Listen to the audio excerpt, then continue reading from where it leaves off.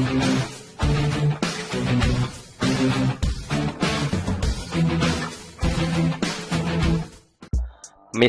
dana bansos DKI. Menikmati panggung sandiwara senikmat-nikmatnya. Itulah yang dilakukan Anies selama menduduki kursi gubernur DKI. Tak tahu apakah dirinya terlibat dalam peristiwa ini atau tidak. Yang pasti, sudah sepatutnya pemimpin itu tahu semua gerak-gerik jajarannya yang dirasa mencong. Pasti teman-teman sekalian penasaran nih, peristiwa apa yang terjadi sampai diriku mencolek nama Anies Baswedan? Kalau penasaran, yuk kita buka tabir kebohongan yang selama ini dikubur dalam-dalam oleh oknum culas. Karena sejatinya, bangkai pasti akan tercium bau busuknya. Masih ingat tidak kalian? Dengan bansos DKI tahun 2020 yang isinya sembako serta daging ayam atau sapi. Pastinya ingat dong. Uang itu pernyataan dari Pak Anies Baswedan sang gubernur DKI saat wawancara via Zoom-nya dengan A.A. Gym.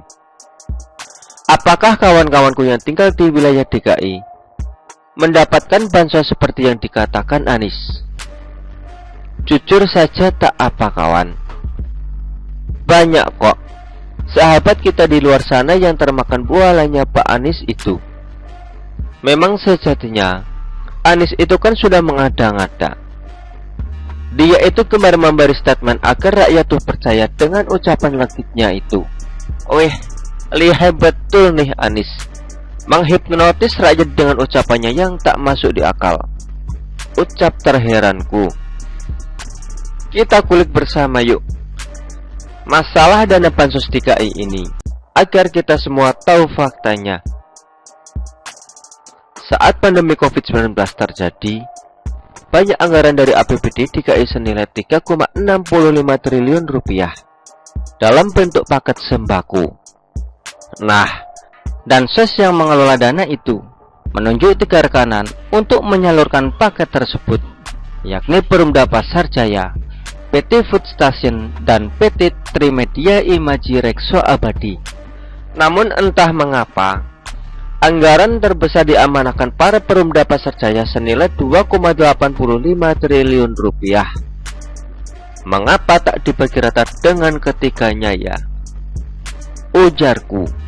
Sedangkan PT Food Station 37 miliar dan PT Trimedia Imaji Rekso Abadi 425 miliar rupiah. Mungkin saja Dinsos memberikan porsi besar untuk Pasar Jaya. Mungkin saja Dinsos memberikan porsi besar untuk Pasar Jaya karena statusnya masih perusahaan umum. Jadi ya lebih mudah untuk administrasinya. Lanjut. Dari cuplikan video singkat itu, terlihat narasumber ini berhasil memasuki gudang penyimpanan beras milik Perumda Pasar Jaya. Begitu tercengang saat diriku memperhatikan dengan jelas pemandangan video yang menampakkan berkarung-karung beras. 1000 ton beras busuk terkumpul dalam satu gudang. Mungkin sudah dipastikan 100% kondisi beras yang sudah seperti tepung itu nampak menguning. Beras itu sudah tak bisa dikonsumsi manusia. Bahkan hewan pun tak layak untuk memakannya. Miris sekali nasib tumpukan beras itu. Terasa begitu mubazir. Mengapa beras sebanyak itu ditimbun? Bukankah beras itu seharusnya disalurkan pada rakyat DKI di tahun 2020 sampai tahun 2021 lalu ya? Wah, banyak sekali pertanyaan yang mencuat dalam otakku. Sulit sekali rasanya untuk bisa mendapatkan jawaban dari pertanyaanku ini. Tak sampai di situ saja, narasumber pun mendapatkan beberapa data penting yang bersumber dari forensik audit Ernst & Young. Sudah pasti dong kalau data dari forensik itu detail. Dari total anggaran 2,85 triliun itu, Pasar Jaya bekerja sama dengan beberapa vendor. Namun dari hasil data nama vendor itu kok nampak aneh. Masa vendor bansos DKI berjenis dari pengelola parkir, tukang AC sampai kontraktor bangunan? Tak sampai di situ, mereka juga bekerjasama dengan supplier beras. Namun tak disangka-sangka, nama supplier beras itu membuatku terkejut. Di dalam daftar nama supplier terdapat relawan Anies, anggota DPRD dari parpol pengusungnya, serta bohir swasta. Hahaha, mengejutkan bukan? Pantas saja banyak yang mendukung Anies saat itu. Ternyata keloyalan mereka mendapatkan jatah toh. Jika teman-teman ingin melihat detail ceritanya, bisa simak di @Kurawa. Nah, klimaksnya di sini nih.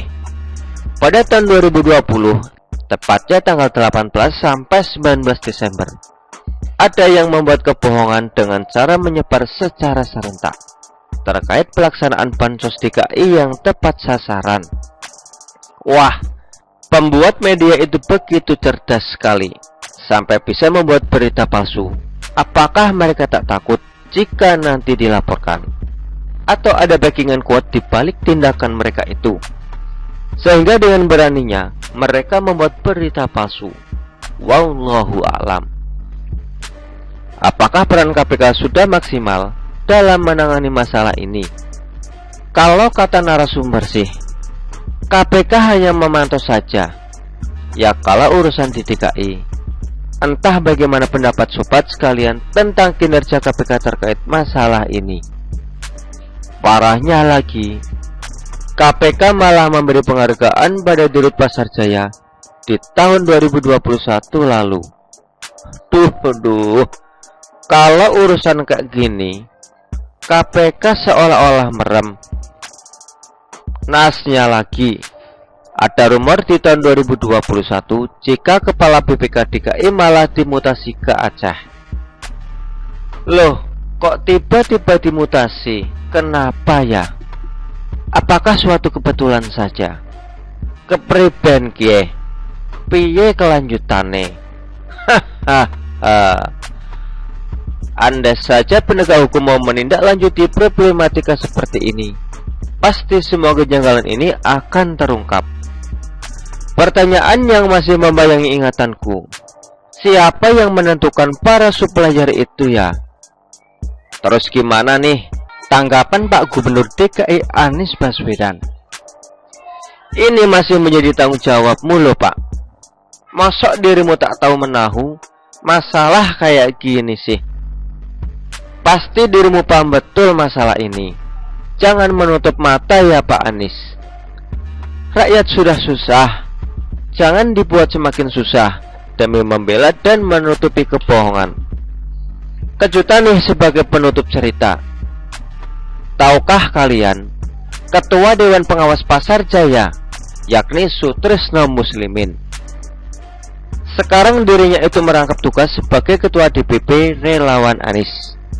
Memang pandai sih cara main gerombolan kadrun ini.